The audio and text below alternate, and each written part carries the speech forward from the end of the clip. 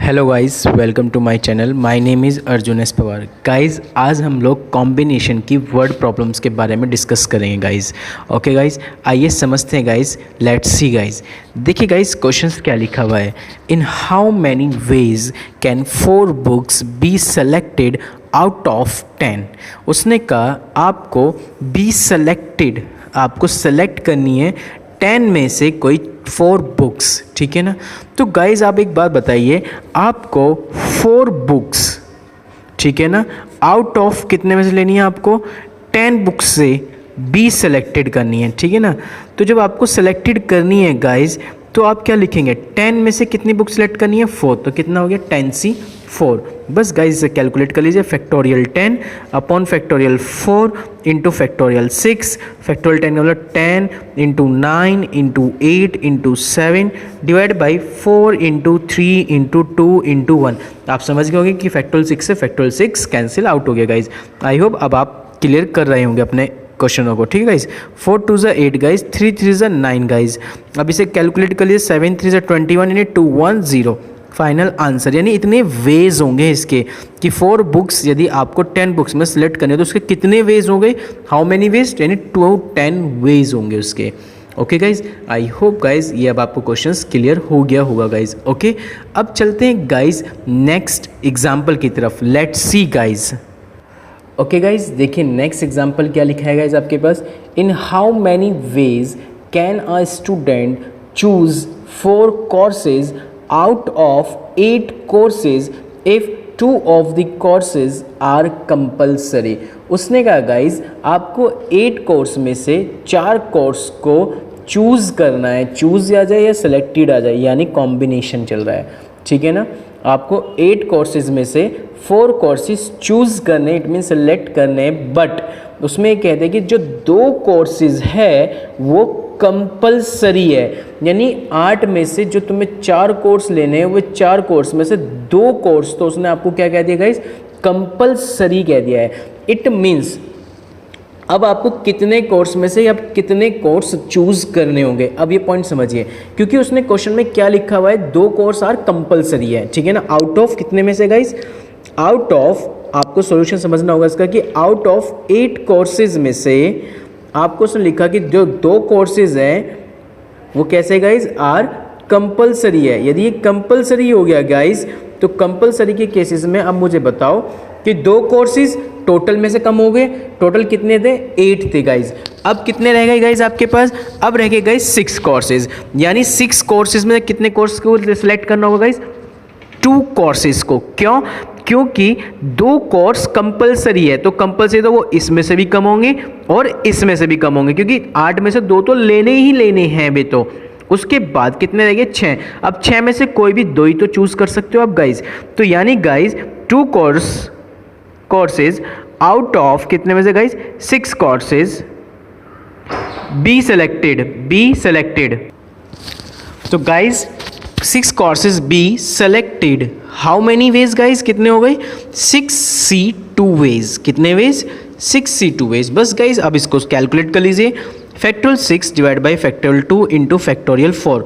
It means 6 into 5 divide by 2 into 1। 2 3 ज़ा 6, कितना guys आ गया? 15 वेज आ गया।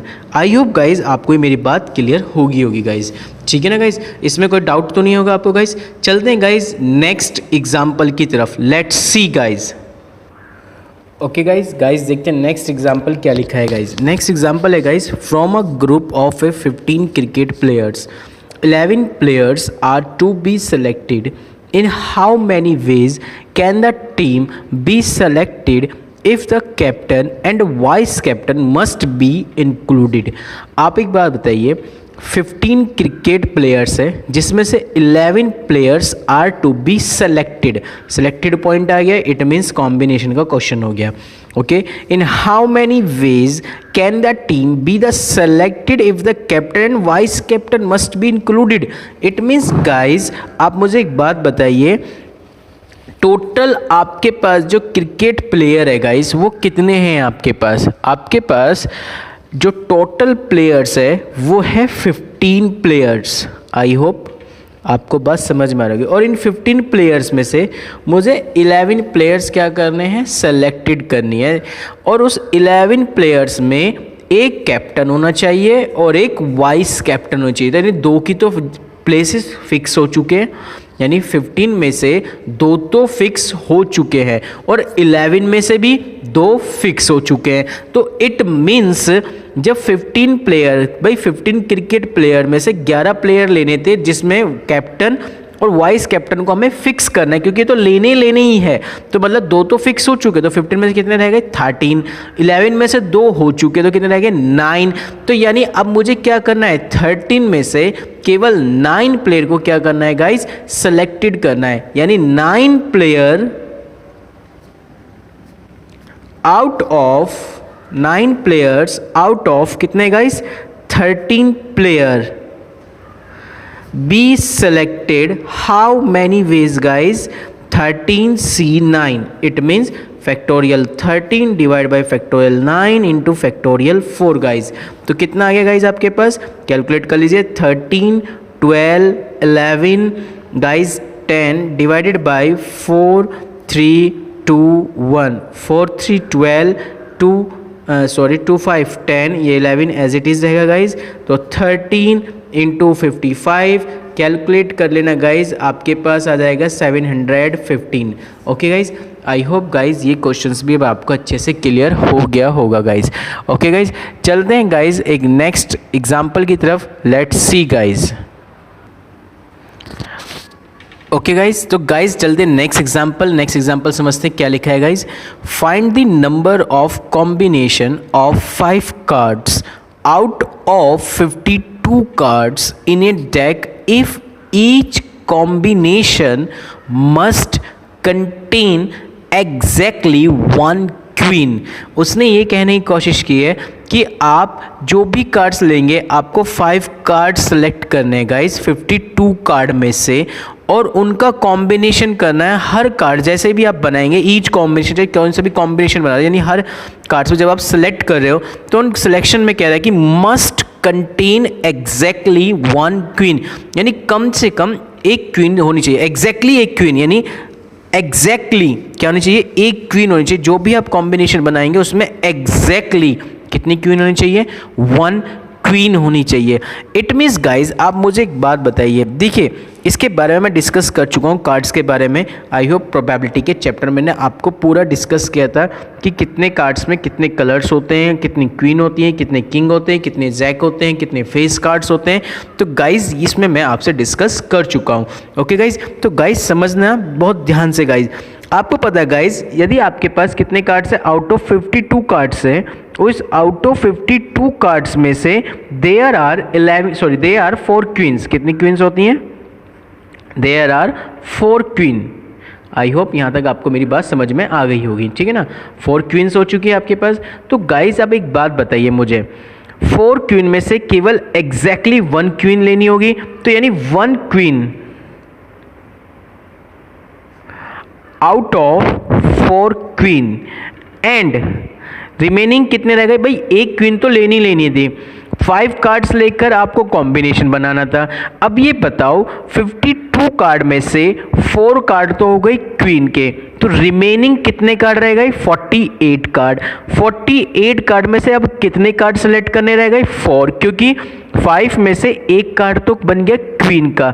अब एक कार्ड बचे कितने, 4। अब ये 4 कार्ड कहां से सिलेक्ट किए जाएंगे गाइज, 48 में से सिलेक्ट किए जाएंगे। क्यों किए जाएंगे गाइज 48 में से, क्योंकि 52 कार्ड में से 4 कार्ड तो क्वीन के हो गए, तो 52 में से 4 को माइनस कर दो, कितना रह गया, 48 कार्ड।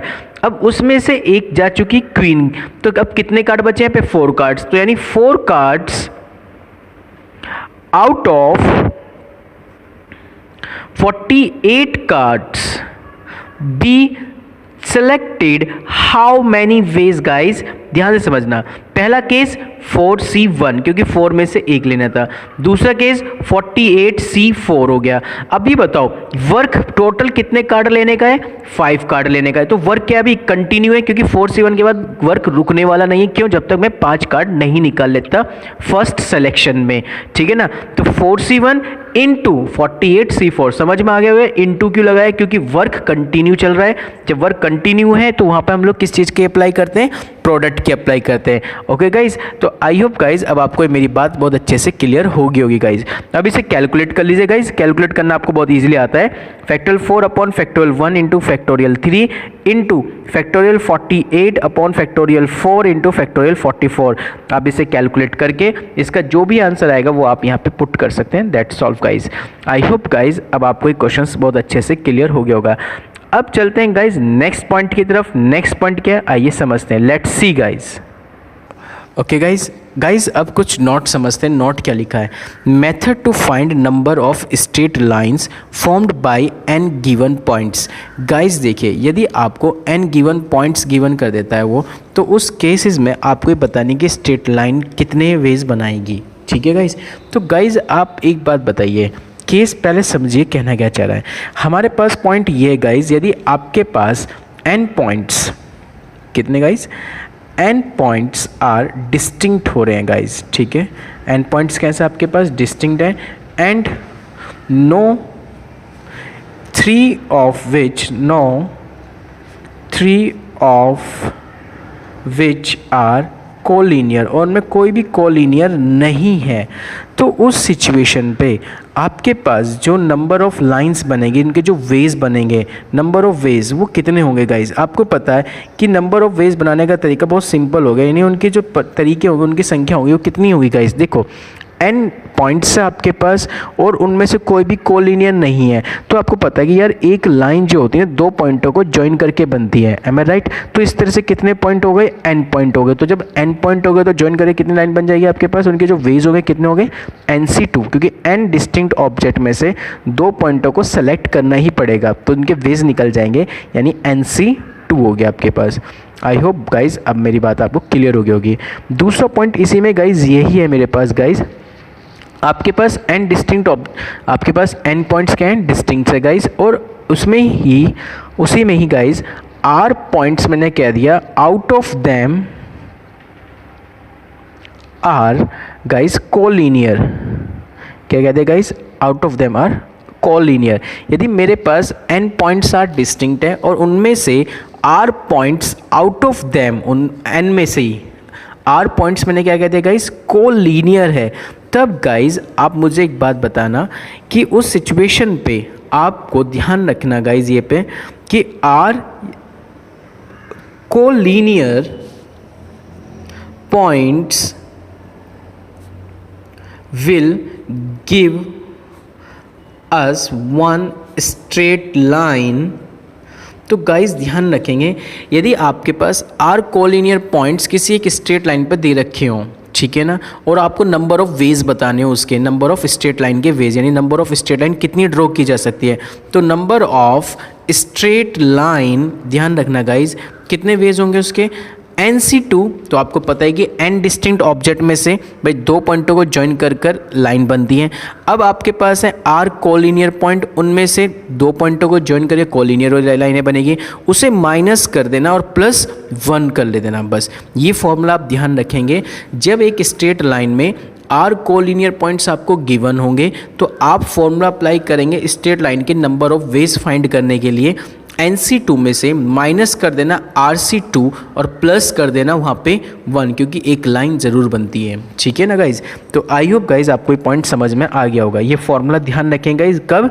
जब आपको R कोलिनियर पॉइंट्स गिवन होंगे किसी स्ट्रेट लाइन में, और यदि आपके पास कोई स्ट्रेट लाइन में कोई भी कोलिनियर पॉइंट्स गिवन नहीं है तो सिंपल सी बात होगी, तो n डिस्टिंक्ट ऑब्जेक्ट में से 2 ऑब्जेक्ट्स को क्या कर लेना? सेलेक्ट। तो क्या बन जाएगा? NC2। यदि कोलिनियर पॉइंट्स आपको गिवन है और उनमें से पूछा कि 3 पॉइंट्स कोलिनियर नहीं है उस स्ट्रेट लाइन के अंदर, तो अब क्या करते हैं, तब ये फॉर्मूला अप्लाई करते हैं RC2। खैर गाइज ये बात है थोड़ी अलग, तो आई होप आपको मेरी ये बात बहुत अच्छे से क्लियर हो गई होंगी, क्योंकि कॉलिनियर जो लाइनें होती हैं वे भी दो पॉइंटों से ज्वाइन करके ही बनाई जाती है गाइज। ओके गाइज, तो आई होप गाइज ये पॉइंट क्लियर हो गया। यदि हमें स्ट्रेट लाइन निकालनी है तो गाइज आप क्लियर हो गए कि यदि हमें नंबर ऑफ स्ट्रेट लाइन के वेज बताने कितने होंगे, NC2। कॉलिनियर यदि आपको गिवन किया हुआ स्ट्रेट लाइन के अंदर तो फॉर्मूला अप्लाई कर देना NC2 minus RC2 plus 1 guys. Okay guys, इसी तरीके से गाइज हमें ट्राइंगल्स को फाइंड करने होते हैं गाइज। किसको फाइंड करना होता है गाइज, ट्राइंगल को। नोट नंबर सेकंड है ये गाइज कि method to find number of triangle formed by n given points. तो गाइज एक सिंपल सा वे है, बात को बहुत ध्यान से समझना। गाइज आप ये बताओ जो ट्राइंगल बना सकते हो आप, वो ट्राइंगल कैसे बना सकते हो? 3 पॉइंटों को ज्वाइन करके आई होप ट्राइंगल बनता है गाइज। बनता है नहीं बनता है गाइज? 3 पॉइंटों को ज्वाइन करके एक ट्राइंगल बन जाता है। तो गाइज ये बताइए, जब आपके पास n पॉइंट्स आर डिस्टिंक्ट हैं, n points are distinct guys, and no 3 of which are collinear, उनमें से कोई भी पॉइंट कैसा नहीं है, कोलिनियर नहीं है। ठीक है, n पॉइंट डिस्टिंक्ट है और उसमें कोई भी 3 पॉइंट होते हैं, क्योंकि आपको पता है 3 लाइन है, 3 ड्रॉ हो रही है, तो कोई भी कोलिनियर नहीं है, उनमें से कोई भी 3 कोलिनियर नहीं है। तो गाइज मुझे आप एक बात बताइए, तब उसमें जो ट्राइंगल के वेज होंगे, नंबर ऑफ वेज वो कितने होंगे गाइज आपके पास? तो नंबर ऑफ वेज कितने निकल गए, नंबर ऑफ ट्राइंगल्स कितने बना सकते हो आप इसमें? नंबर ऑफ ट्राइंगल के वेज इतने होंगे NC3, यानी आप इतने वेज से ट्राइंगल बना सकते हो, यानी इतने ट्राइंगल बन जाएंगे आपके पास। गाइज समझ में आ गई होगी गाइज आपके पास। ओके गाइज, इसी तरह से गाइज इन्हीं पॉइंटों में यदि आपके पास आर कोलिनियर पॉइंट्स उसने गिवन कर दिया उन्हीं में गाइज, ठीक है ना, तो फिर आप कैसे करें गाइज? यदि गाइज आपको आर कोलिनियर पॉइंट पता है, ठीक है ना, यदि आपको पता है कि भाई उसमें आर कोलिनियर पॉइंट्स है, तो आपको पता है कि आर कोलिनियर पॉइंट्स होते हो सर कोई भी ट्राइंगल नहीं बनेगा, ठीक है ना। Points will give us know triangle, क्योंकि आपको पता है ट्राइंगल तो बनेगा नहीं यदि कोलिनियर हो जाएंगे पॉइंट, ठीक है ना। कोई लीनियर, यदि हम कोई लीनियर पॉइंट कह रहे हैं तो उसका मतलब कोई भी स्ट्रेट लाइन ड्रॉ नहीं किया, नहीं सारे पॉइंट एक ही लाइन पर ड्रॉ हो रहे होंगे, तो उससे ट्राइंगल तो बनेगा नहीं, ठीक है ना। तो उस सिचुएशन पर यदि मुझे बताना हो नंबर ऑफ ट्राइंगल्स कितने बनेंगे, तो नंबर ऑफ ट्राइंगल्स बनाने का तरीका कितना होता है गाइस? सिंपल तरीका है भाई, NC3 तो आपको पता है कि नंबर ऑफ वेज बनते हैं, NC3 में से ट्राइंगल बनेंगे, माइनस कर देना RC3 को बस, क्योंकि R क्या आपके पास ट्राइंगल हैंगे, आर कोलिनियर को रिप्रेजेंट करता है। तो उन कोलिनियर, आप कोलिनियर कैसे बनते हैं? 3 पॉइंट, तो भाई तीनों से तो बनेंगे, क्योंकि 3 पॉइंट क्या हो रहे हो, एक ही लाइन पर लाइज कर रहे हो, यानी डिस्टिंक्ट ऑब्जेक्ट कितने थे आर में से कितने निकालने 3, तो 3 ही तो सिलेक्ट करें, तो कितना हो गया RC3। टोटल कितने थे n में से कितने लिए 3 को ज्वाइन करके ट्राइंगल बनाए, तो पूरे ट्राइंगल में से यदि कोलिनियर वाले पॉइंटों को क्या कर दो माइनस, तो पता लग जाएगा नंबर ऑफ ट्राइंगल्स कितने आएंगे आपके पास, ठीक है, जिसमें आर कोलिनियर पॉइंट्स क्या होंगे, गिवन होंगे। तो गाइज यदि आपसे पूछे नंबर ऑफ ट्राइंगल्स कितने बना सकते हैं आप, तो NC3 फॉर्मूला लगाएंगे। आपसे पूछते नंबर ऑफ लाइंस कितनी बना सकते हैं आप, तो NC2 फॉर्मूला अप्लाई करेंगे। ओके गाइज, कोलिनियर केस ये है जो मैंने अभी आपको समझाया गाइज। ओके, तो गाइज ये पॉइंटों को बहुत अच्छे से समझना। ओके, अब गाइज बात करता हूँ, यदि आपसे इसी में पूछ ले नंबर ऑफ डायगोनल्स, गाइज क्या पूछ लेता है गाइज, नंबर ऑफ डायगोनल्स। तो नंबर ऑफ डायगोनल्स आप कैसे बनाएंगे गाइज, ध्यान रखें गाइज, नंबर ऑफ डायगोनल्स बनाने के लिए बस आपको एक सिंपल सा फॉर्मेट अप्लाई करना पड़ेगा गाइज। वो क्या है, NC2 में से माइनस कर देना n, NC2 में से माइनस कर देना n, तो नंबर ऑफ डायगोनल्स भी आप मुझे बता सकते हैं कितने होंगे। ओके गाइज, तो गाइज आइए अब समझते हैं how many chords can be drawn through 21 points on a circle. अब आपको पता है कि जब सर्कल पर 21 पॉइंट्स से मुझे क्या करनी है, ड्रॉ करनी है, कितनी कॉर्ड ड्रॉ की जा सकती है, कितनी स्ट्रेट लाइन ड्रॉ की जाती है। भाई ये सर्कल है और इस सर्कल पर इस तरीके से 21 पॉइंट्स है, इस तरह से, ठीक है ना। तो वो कह रहा है कि 21 पॉइंटों की हेल्प से मैं कितनी कॉर्ड्स ड्रॉ कर सकता हूँ। तो इस तरीके से उसने पूछा कि बताओ कितनी मैं कॉर्ड्स ड्रॉ कर सकता हूँ। कॉर्ड्स बतानी मुझे गाइज, कॉर्ड्स ड्रॉ करने का मतलब है 2 पॉइंटों को ज्वाइन करने वाली एक स्ट्रेट लाइन बन गई, स्ट्रेट लाइन बन गई, तो गाइज सिंपल से प्रोसेस हो गया गाइज। आपके पास कितने पॉइंट्स दे दिया उसने, 21 पॉइंट्स दे दिया, तो n की वैल्यू कितनी हुई गाइज आपके पास, 21 पॉइंट्स आ गया। ओके गाइज, अब गाइज क्या करना है आपको, नंबर ऑफ कितनी बतानी है आपको, कॉर्ड्स बतानी है। तो नंबर ऑफ कॉर्ड्स बताने के लिए बस आपको करना क्या गाइज, 21C2 बस गाइज फॉर्मूले में अप्लाई कर दीजिए, सीधा answer factorial 21 upon factorial 2 into factorial 19 guys. 21 into 18 factorial 19 से फैक्टोरियल 19 कैंसिल, 2 इंटू 1, 2 9 ज़ा 18, 9 9 2 ज़ा 18, 189। यानी कितनी कॉर्ड्स ड्रॉ की जा सकती है गाइज? 189 कॉर्ड्स ड्रॉ की जा सकती है गाइज। जब सर्कल पर 21 पॉइंट्स होंगे तो उस पर कितनी कॉर्ड्स ड्रॉ की जा सकती है? 189 वेज तरीके से कॉर्ड्स उस पर ड्रॉ की जा सकती है। ओके गाइज, आइए गाइज एक और एग्जाम्पल समझते हैं। Let's see guys. Okay guys देखिए नेक्स्ट क्वेश्चन क्या लिखा। A polygon has 7 sides. एक पॉलीगॉन में कितनी साइड्स कह दी गाइज? 7 साइड्स कह दिए। How many diagonals does it have? तो बताओ उसके अंदर कितने डायगोनल्स हो सकते हैं गाइज। साइड्स कितनी बता दी गाइज उसने आपको? 7 साइड्स बता दिए गाइज, ठीक है ना। तो उसके अंदर से मुझसे पूछा गया कि कितने डायगोनल्स होंगे। तो गाइज मैंने आपको इसका एक एग्जांपल बता रखा थी। नंबर ऑफ आपको डायगोनल्स निकालने हो तो उसका मैंने आपको फॉर्मूला बताया था गाइज, कितना होता है। नंबर ऑफ डायगोनल्स यदि फाइंड करने हो तो NC2 में से माइनस कर दो n को। ये तो फॉर्मूला बताया था गाइज, यानी 7C2 माइनस कितना होगा गाइज? 7। बस guys factorial 7 upon factorial 2 into factorial 5 minus 7, इसे कैलकुलेट करके जो भी आंसर आएगा वो उसका आ जाएगा आंसर गाइज, कैलकुलेट करके 14। कितना आ जाएगा गाइज इसका आंसर?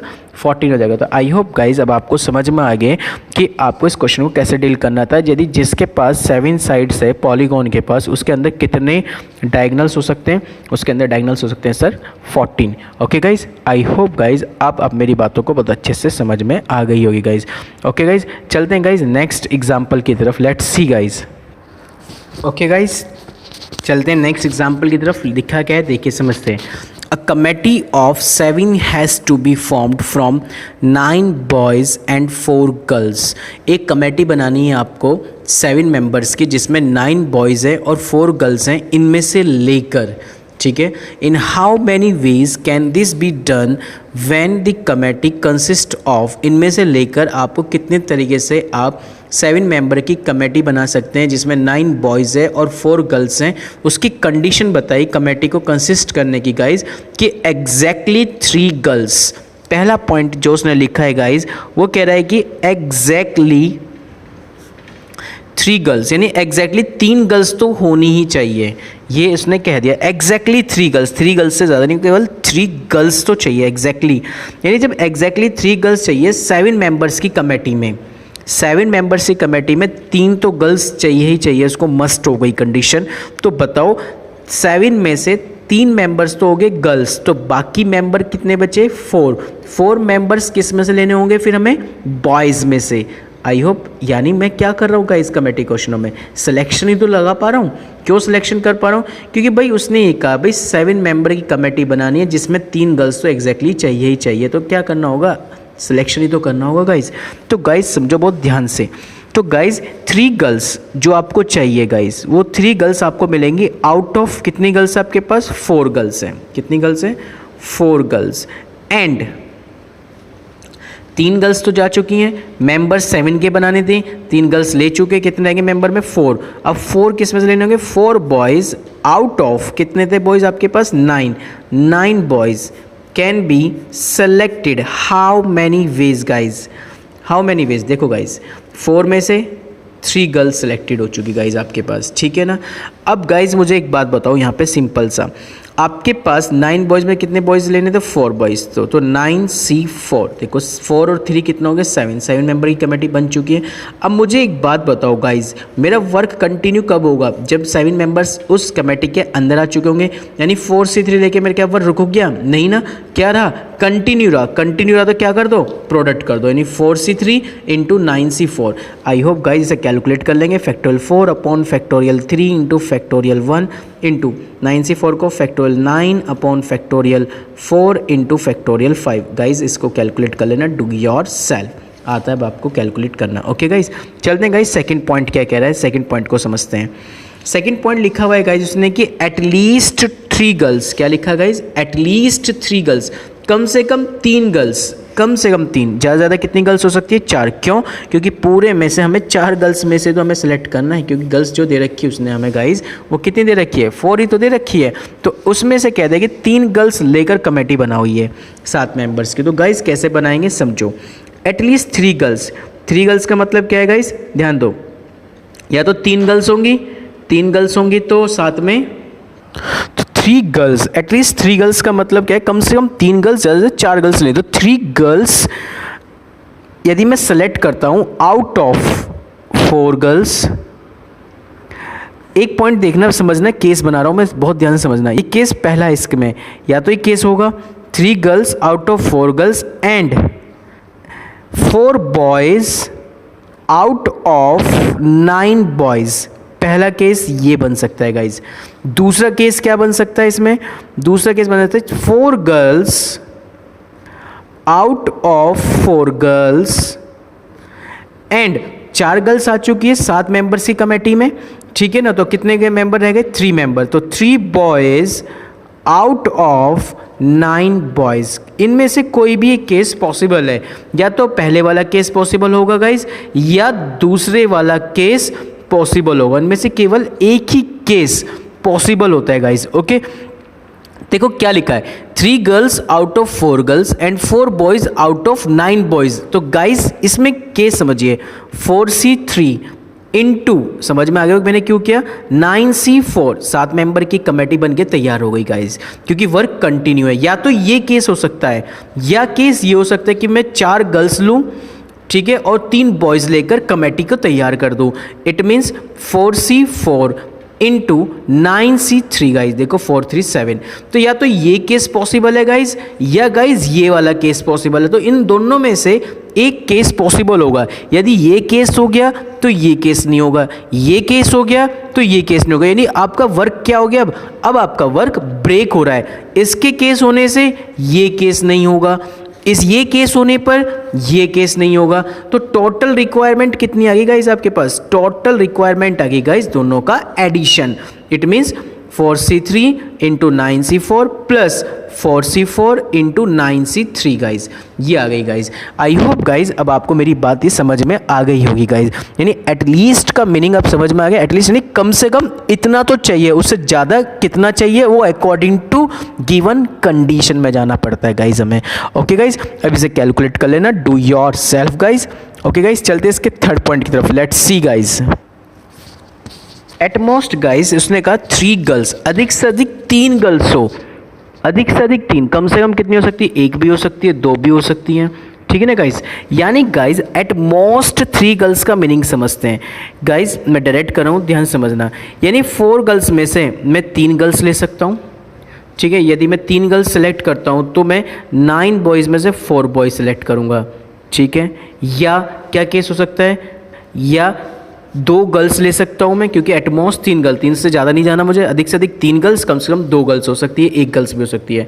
यदि मैं 2 गर्ल्स लेता हूँ तो फिर मुझे 9 में से 5 बॉयज़ सेलेक्ट करने होंगे, या क्या केस हो सकता है, यदि मैं 1 गर्ल लेता हूँ तो 9C6, तो मेरे पास 6 बॉयज़ मुझे सेलेक्ट करने होंगे। तो गाइज़ ये भी हो सकता है कि मैं 0 गर्ल्स लूँ और 9C7 यानी 9 के 9 में बॉयज़ लूँ, तो ये भी केस पॉसिबल हो सकता है गाइज़। तो गाइज़ आप देखिए कितने केस पॉसिबल हुए, या तो ये केस हो सकता है एट मोस्ट 3 गर्ल्स यानी अधिक से अधिक 3 गर्ल्स, 3 भी हो सकती है, 2 भी हो सकती है, 1 भी हो सकती है और 1 भी ना लूँ, ठीक है ना। तो यानी गाइज आपको बहुत ध्यान से समझना है कॉन्सेप्ट को। गाइज कभी कभी राइटर के अकॉर्डिंग आंसर इससे लेकर आ जाता है या कभी नहीं आता है, तो गाइज आप अपने अकॉर्डिंग काम करें कि आपको अकॉर्डिंग टू क्वेश्चंस क्या लिखा हुआ है, उसका सेंस क्या आ रहा है गाइज, उसको अच्छे से समझ के चलें गाइज, ठीक है ना गाइज। कभी कभी राइटर 0 ना लेके बस यहाँ तक ही देख देगा और इसका सोल्यूशन निकाल देगा। गाइज समझो बात को, एटमोस्ट 3 गर्ल्स का 3 गर्ल्स, अधिक से 3 गर्ल्स लेनी है, वो 2 भी ले सकता है, 1 भी ले सकता है और 0 भी तो ले सकता है गर्ल्स को लेकर। हमें तो कमेटी बनानी है, 7 मेंबर्स होने चाहिए। उसने ये ज़रूरी नहीं लिखा कि कंपलसरी यही हो कि उसमें गर्ल्स ही हो, ऐसा कोई ज़रूरी नहीं लिखा हुआ उसमें, है ना गाइज। तो हमें अकॉर्डिंग टू कंडीशन चलना पड़ता है गाइज, ठीक है। तो या तो ये केस पॉसिबल है, या ये केस पॉसिबल है, या ये केस पॉसिबल है, या ये केस पॉसिबल है। इनमें से कोई एक केस हो गया तो बाकी के कोई भी केस नहीं होंगे। तो जब इस तरह के कोई कंडीशंस आ जाए कि बाकी के कोई केस नहीं होने पर केस बन रहे हैं, पर बाकी कोई केस, एक केस को पिक करने पर बाकी सब हट जाएंगे, तो उस कंडीशन में वर्क आपका ब्रेक हो गया। जब वर्क ब्रेक हो गया तो इसका मतलब क्या कर दो गाइज, इन सब के मल्टीप्लाई करके सबको ऐड कर दीजिए। क्या कर दीजिए गाइज, ऐड कर दीजिए, उससे वहाँ से फाइनल आंसर निकाल लीजिए। आई होप गाइज अब आपको मेरी ये बातें अच्छे से समझ में आ गई होगी गाइज। तो गाइज इस तरह से आप कमेटियों के क्वेश्चनों को आप डील कर सकते सकते हो बहुत अच्छे तरीके से गाइज। ठीक है गाइज अब बाकी बातें हम करेंगे इस चैप्टर से रिगार्डिंग नेक्स्ट लेक्चर में, उसमें काफ़ी और इंपॉर्टेंट क्वेश्चनों को हम डिस्कस करेंगे। आज के लिए इतना ही guys, thank you so much guys, thank you.